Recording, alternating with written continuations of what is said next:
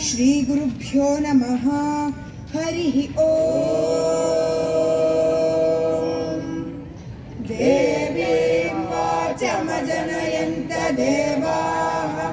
ತಾಂ ವಿಶ್ವರೂಪಾಃ ಪಶವೋ ವದಂತಿ ಸಾ ನೋ ಮಂದ್ರೇಶಮೂರ್ಜನ್ದುಹಾನ ಧೇನುರ್ವಾಗಸ್ಮಾನುಪಸುಷ್ಟುತೈತೋ ಯದ್ವಾಗ್ವದಂತ್ಯವಿಚೇತನಾನಿ ರಾಷ್ಟ್ರೀದೇವಾನಾಂ ನಿಶಸಾದಮಂದ್ರ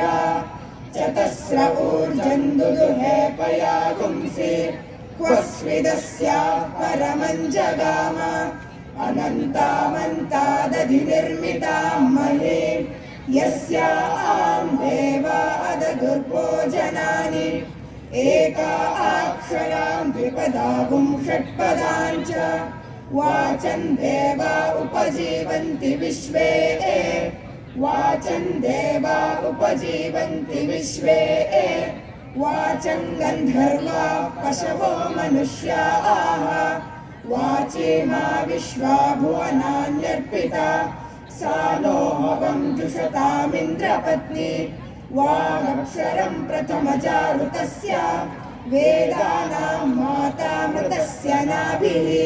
ಸಾ ನೋ ಜುಷಾಣೋಪಯಜ್ಞಮಾಗಾತ್ ಅವಂತಿ ದೇವಿ ಸುಹವಾಮೇ ಅಸ್ತು ಯಾಂ ಋಷಯೋ ಮಂತ್ರಕೃತೋ ಮನೀಷಿಣಃ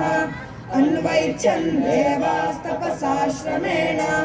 ತಾಂ ದೇವೀಂ ವಾಚಗುಂ ಹವಿಷಾ ಯಜಾಮಹೇ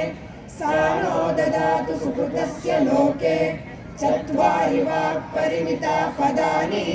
तानि विदुर्ब्राह्मणा ये मनीषिणः गुहात्रीणि निहितानि गयन्ति तुरीयं वाचो मनुष्या वदन्ति ॐ शान्ति शान्ति शान्तिः